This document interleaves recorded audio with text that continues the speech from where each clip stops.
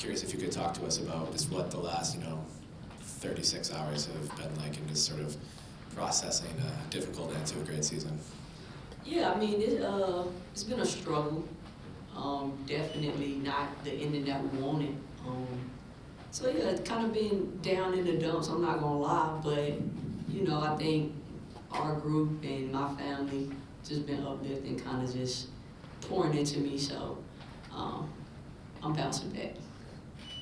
In the new format that will be taking place next year, we'd be talking to you ahead of a Game 6 tonight or tomorrow night.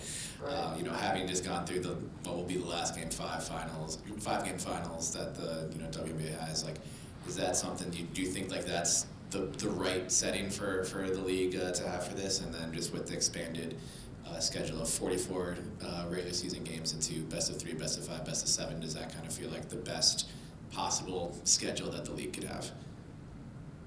I mean, it ain't really my job to to worry about the things like that on the back end. I mean, obviously we're gonna be tired. I would hope that we get more of a break in between, not like just one day and then gotta play a 7-game series. That's gonna be crazy. But yeah, I mean, I control what I can control, and if that's kind of what they feel like is the best move to make, then I still got a job to do, so I gotta do it. And last one for me, and we know you're playing in Unrivaled with Fee and K-Mac.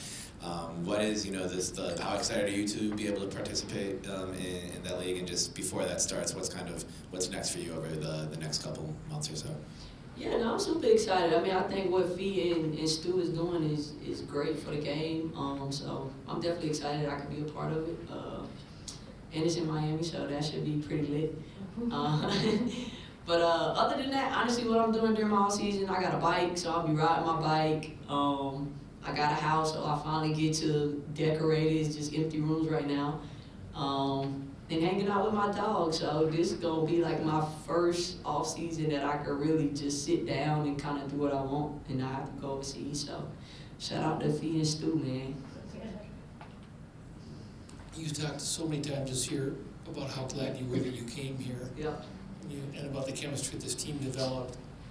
The good news is that all 5 of you guys are under contract for next year, so but there will be some changes, obviously. Right. Do you think that what was special this year, in terms of that chemistry, can be carried over to a second year?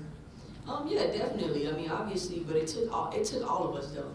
Like, this group was special because it took literally every last one of us. So, I mean, yeah, you can hope for that same chemistry, but you just never know, man, because everybody brought something different that we needed to make it to where we made it to. So, I mean, you hope for the best, and you hope that, you bring in those same great people. But again, you gotta control what you can control, and I leave that to Cheryl and the GM to bring the personalities and the chemistry together. But yeah, you hope for the best, and they do a great job of bringing in great people. So I assume that's what they're gonna do again. Courtney, your dad became a bit of a celebrity in these finals, and he's such a low-key guy. How is he handling his newfound notoriety? Oh man, he's loving it. Oh my gosh, and I love that for him. He calls himself Playoff Don. So he told me he showed up the first playoff game and he literally was like, Court, I want to be at every game. And he literally was at every single game. So shout out to Pops, man. I love that people was able to kind of see his personality, see where I get my personality from, and show him so much love. So I love that for him. Courtney had a lot of great moments this year. From the time you first came here until now, what has been your favorite moment about being here? The people, man. I think when you're around great people, it just makes every moment worth it. Cause this is hard.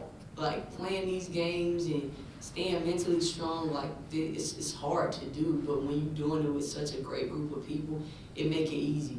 It's crazy because I was just talking to Tia about this last night actually, and we was just saying, like, this time last year, I was like, man, I'm about to retire soon. Like, I'm getting up there.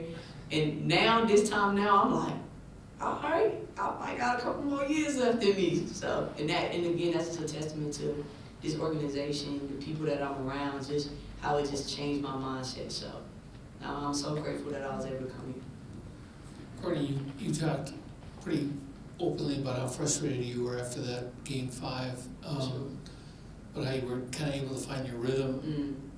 As you go into the off season, that's a tough game to go into the off season on. How will that motivate you maybe to, you know, to do what you need to do in the next year? Yeah, I mean, I'm motivated in general. Obviously, that ain't the way I wanted to go out because I felt like, you know, I was just popping it the whole time. So to end in that fashion wasn't ideal. But at the end of the day, man, it's basketball. Like, you gotta not get too high, not get too low, stay steady, and keep working on your game. I mean, this is my second year being a point guard, so I definitely think there's so many areas where I can grow and just get better. And I'm excited to be able to do it with, again, this organization. Courtney, again, you've had a lot of good moments this season.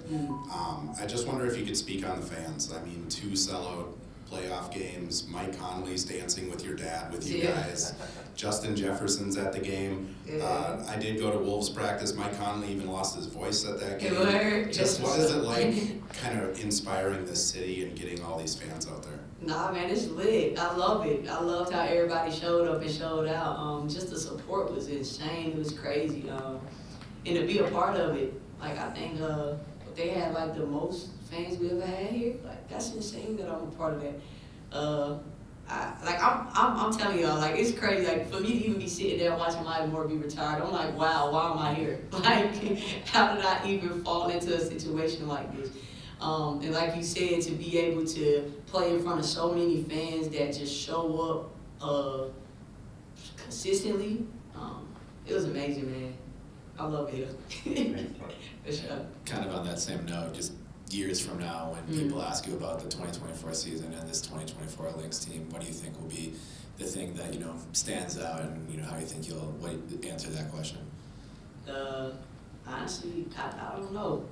I don't know how I would answer that question. I think it's just a great season, man.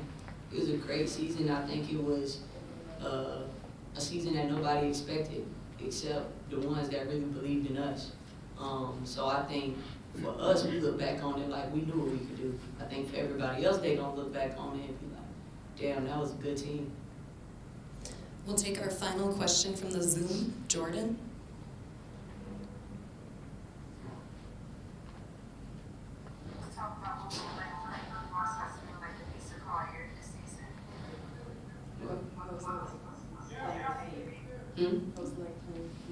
Nah, man, Fee is great. I say this all the time. Fee's such a humble superstar. Being able to play with somebody like her who just shows up and is so coachable. She receives criticism from whoever. She just want to be great. So being able to play with somebody like that, I think it just elevated my game. It just helped me be a better version of myself. To be able to see how she lead in the way that she leads, it was amazing. So love playing with Fee.